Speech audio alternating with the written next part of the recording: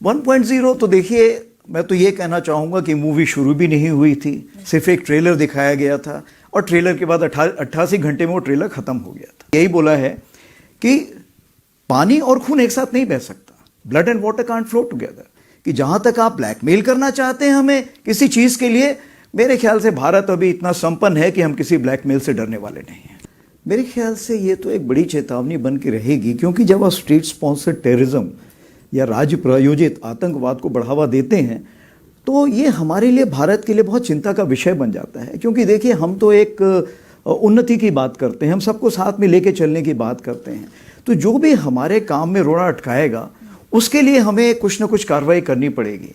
अब जहाँ तक न्यू नॉर्मल का सवाल है, आप देखिए, हमने तो यही बोला है कि पानी और खून एक साथ नहीं बह सकता, blood and water can't flow together, talks and terror can't be together. यानी बातचीत, संवाद और आतंकवाद एक साथ नहीं चल सकता है।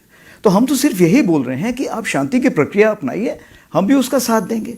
जब तक ये नहीं होगा तब जो आतंकवादी हैं या उनके आका हैं वो हमारे लिए समान मान है। दूसरी चीज़ ये है, जो भी आतंकवादी को बढ़ावा देगा हम उसको जवाब देंगे, और हमारे पास अगर बैरंग चिट्ठी भी आई तो भी हमें पता है कि जवाब किसको देना है, हमें उसकी चिंता नहीं है। और जहाँ तीसरी बात है कि जहाँ तक आप ब्लैकमेल करना चाहते हैं हमें किसी चीज़ के लिए, मेरे ख्याल से भारत अभी इतना संपन्न है कि हम किसी ब्लैकमेल से डरने वाले नहीं हैं।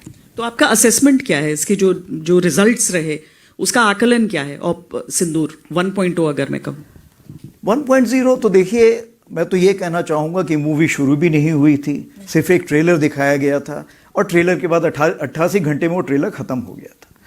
तो आगे आने वाले हालात कैसे होंगे, ये इसके बारे में हम पूरी तैयारी करके बैठे हुए हैं। और अगर कोई ऐसा हमें मौका देता है पाकिस्तान, तो हम उसको भरपूर एक शिक्षा प्रदान करना चाहेंगे उसको कि कैसे एक जिम्मेवार नेशन को अपने पड़ोसियों से बिहेव करना चाहिए। तो अगर हम एक ऑनगोइंग ऑपरेशन की बात करते हैं तो इंडियन आर्मी उन चैलेंजेस के लिए हमेशा तैयार है। देखिए, जब कोई भी ऑपरेशन होता है उससे कुछ ना कुछ हम शिक्षा ग्रहण कर सकते हैं। तो इस ऑपरेशन में भी हमने कुछ शिक्षा ग्रहण की। जैसे सबसे पहले तो हमने ये लेसन प्राप्त किया कि इसमें सबसे पहले चीज़ ये है कि जो डिसीजन मेकिंग है या जो आपने निर्णय लेना है उसके लिए समय बहुत कम है, और निर्णय आपको हर लेवल पे लेना पड़ेगा। क्या आप यहाँ पे निर्णय लें और फिर नीचे पास करें, नहीं हो सकता।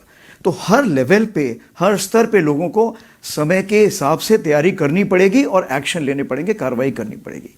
दूसरी चीज़ जो इंटीग्रेशन बोलते हैं, इंटीग्रेशन का ये मतलब है कि चाहे army, navy, air force, CAPF, cyber, space, कोई भी हो, उसका इंटीग्रेशन हम जितना जल्दी करेंगे उतना हम इस लड़ाई को बड़े साझे ढंग से लड़ सकेंगे। क्योंकि आज की लड़ाई जो है वो मल्टी डोमेन है।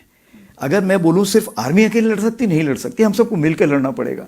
जो सैटेलाइट है वो बताएगी कि कौन कहाँ पर बैठा हुआ है, और जो उसी प्रकार से जो हमारे साइबर हैं उसका ये है कि क्या मुझे मान लीजिए एक ड्रोन आ रहा है, तो ड्रोन के लिए क्या मुझे फायर करने की ज़रूरत है या मैं उसको इलेक्ट्रोमैग्नेटिक स्पेक्ट्रम या कहीं लेज़र से किल कर सकता हूँ। तो बहुत सारी चीज़ें हैं जो इतनी आपस में घुल मिल गई हैं कि हमें उसमें साथ में बैठ के सोच विचार करना पड़ेगा। तीसरी चीज़ ये है कि लड़ाई कितने दिन चलेगी ये आज हम नहीं बता सकते हैं। हमने तो लड़ाई तकरीबन मान लीजिए 88 घंटे में की, कल कोई 4 महीने भी चल सकती, 4 साल चल सकती है। इस चीज़ को मद्देनजर रखते हुए क्या हमारे पास साजो सामान है उस लड़ाई को लड़ने के लिए, क्या उसके लिए शस्त्र हैं? अगर नहीं है तो उसकी हमें तैयारी करनी पड़ेगी।